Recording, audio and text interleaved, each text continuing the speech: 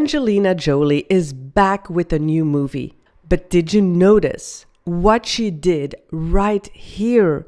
It's so subtle, almost hidden. But wait until you hear the sound. It will completely change how you see this moment. She's also admitting, by the way, I get very nervous on talk shows. I get very uncomfortable, and I haven't done one for like a decade. And you know this. So it made me wonder, how can someone so elegant, graceful, and confident still be so nervous?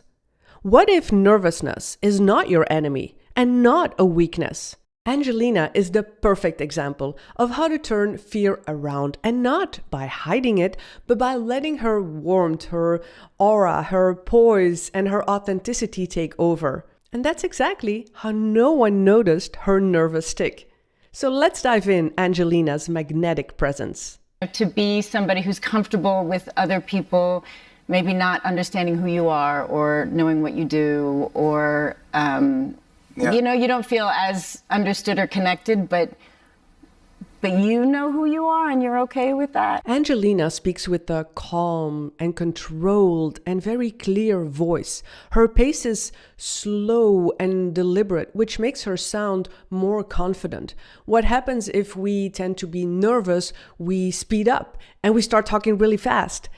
And that's exactly how you appear even more nervous. But Angelina, even if deep down she is nervous, she's controlled and she slows down the pace. Also notice how a lower pitch tone, just like Angelina, is sounding way more confident and charismatic. I talk about that in many of my videos, that lower pitch tone, that downward inflection. So it's important to take a breath, slow down, even add pauses in between your sentences. Before analyzing her nervous tick, notice her body gestures, her posture. She's sitting upright, but it's relaxed, it's comfortable.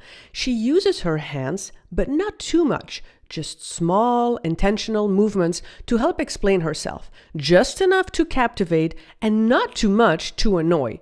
When you speak, try to avoid fidgeting or making too many hand or arm movements. When you're standing up, try to avoid pacing around or moving your body all the time. Keep your gestures purposeful, meaningful, to the point. Also, keep your focus. Like Angelina, she's keeping her eyes focused either on the audience or on the interviewer. It captivates, it's more relaxing, it's more pleasant to watch and listen to her. Get ready to listen carefully. And as we know, and as Maria knew, art isn't easy. It requires skill and training and discipline and preparation, and it can be lonely at times. And part of what drew me to Maria was how hard she worked to master her craft. She called it straitjacketing herself. Did you hear the cracking of her knuckles?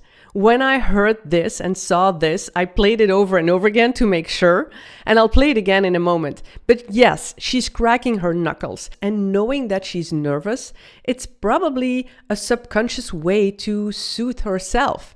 Cracking knuckles is a sign of stress. It's also a way to occupy our hands when we're nervous. But with Angelina, it's so subtle, it's not even annoying, and nobody probably noticed.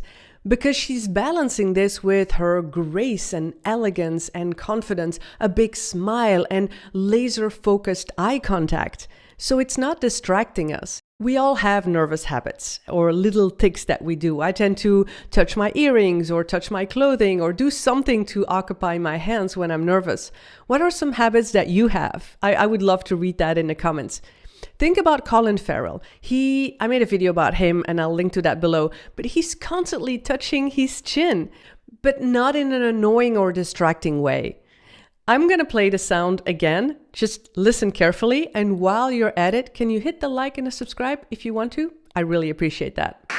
And as we know, and as Maria knew, art isn't easy. It requires skill and training and discipline and preparation, and it can be lonely at times. And part of what drew me to Maria.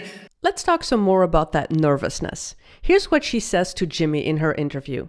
By the way, I get very nervous on talk shows. I get very uncomfortable, and I haven't done one for like a decade. And you know this. I This is so not my. This is so not my thing. No, this is not your thing. Don't worry about it. This is all be fine. Yeah.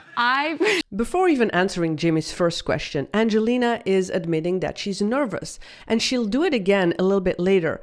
But by being so open and honest, it builds trust. It makes you relatable. We're all nervous at some point, and it makes her human. That authenticity is key to confidence. It also shows how confident people embrace their fears and their nervousness. They don't fight it. It's not an enemy. I always say, like, shake hands with your fear. Make fear a friend. And the way she does it, it's beautiful. The lesson here is to not be afraid to admit your fears, to be open about it. And it shows authenticity, which makes you more relatable. Something I've noticed in so many of these well-known figures that I've been analyzing on my channels. Let's talk about her bare feet. Have you noticed her bare feet? Here's what she says. I noticed that you're barefoot. Did you forget your shoes? No. I broke my toe yesterday. You're kidding me. And I tried to find a comfortable shoe, but I just decided. No, you don't have to wear shoes. Yeah, just be comfortable. We're just happy you're here. Yeah. This is another great sign of Angelina's confidence, because honestly, how many of us would not try to squeeze in the painful toe or foot into a shoe just for the looks? But Angelina, no. She just wants to be comfortable and she chooses to come barefoot. But it's more than that. When we're showing that we are comfortable, we automatically make the other person we're talking to also feel comfortable with us. And you'll see more examples of that also with Colin Farrell, by the way. I'll link to that video, or it'll pop up after this video so you can watch it. Angelina Jolie. Whether you like her or not, you can let me know in the comments. But I believe she's such a good example of how to communicate with elegance and confidence and charisma and having this magnetic presence that I sure learn a lot from. And I hope you do too. Next up is another example of how to be more confident and charismatic. I'll see you there.